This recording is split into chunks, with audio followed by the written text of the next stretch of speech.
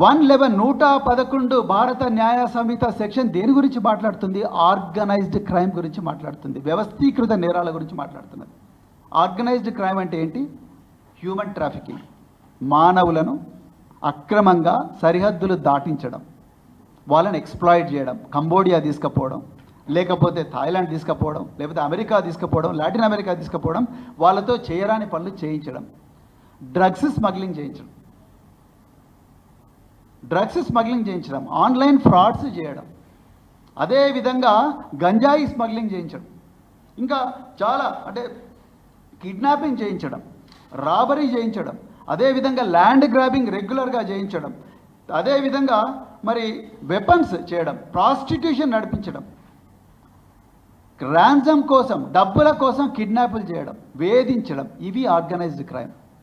చాలా క్లియర్గా చెప్తా ఉంది సెక్షన్ బిఎన్ఎస్.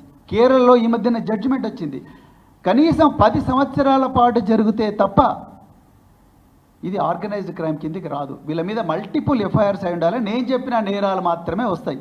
క్లియర్గా సెక్షన్ 111 చెప్పింది. కానీ మీరు రేవతి అనే ఒక జర్నలిస్ట్ మీద, దిలీప్ కొంత మీద పెట్టింది ఏంటి? సెక్షన్ 111 పెట్టినరు. అసలు చదువుతున్నారా మీరు చట్టం?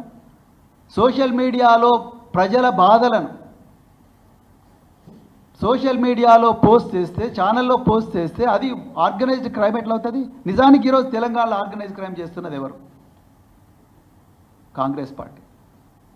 కాంగ్రెస్ పార్టీ బీజేపీలు రెండు కలిసి ఆర్గనైజ్డ్ క్రైమ్ చేస్తున్నాయి. ఇది వాస్తవం. ఎఫ్ఐఆర్లన్నీ కూడా గాంధీ భవన్లో మ్యానుఫ్యాక్చర్ అవుతున్నాయి. ఆర్డర్ ఏమో చీఫ్ మినిస్టర్ ఆఫీస్ నుంచి వస్తుంది.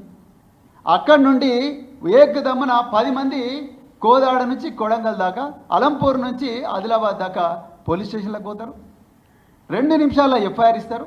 9 గంటల 20 నిమిషాలకు కంప్లైంట్ ఇస్తే 10 గంటల 10 నిమిషాలకు ఎఫ్ఐఆర్ అయిపోతుంది. బీఆర్ఎస్ నాయకులు వందలాది కంప్లైంట్స్ ఇచ్చిండ్రు, ఒక్క కంప్లైంట్ కూడా ఇంతవరకు ఎఫ్ఐఆర్ కాలేదు. మరి ఎక్కడ పోయింది? ఎక్కడుంది ఫెయిర్నెస్? నిజంగా ఆర్గనైజ్డ్ క్రైమ్ ఇది కాదా?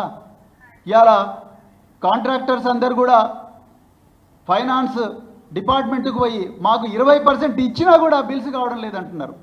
ఇది ఆర్గనైజ్డ్ క్రైమ్ కాదా? మేము ఎంతోమంది రూలింగ్ పార్టీ ఎమ్మెల్యేలతో పైరవి చేయించినా కూడా మా ఫైల్స్ క్లియర్ కావడం లేదనేది ప్రజలు అంటా ఉన్నారు. రూలింగ్ పార్టీ ఎమ్మెల్యేలు అసెంబ్లీ సాక్షిగా ఈ కొండగల్లో ఏదో వెల్మల అండ్ కొండగల్ అనేది ఒక గ్రామం ఉంటుంది, అక్కడ మరి 100 ఎకరాల భూములు కబ్జాకు గురవుతున్నాయని చెప్పడం, అది ఆర్గనైజ్డ్ క్రైమ్ కాదా?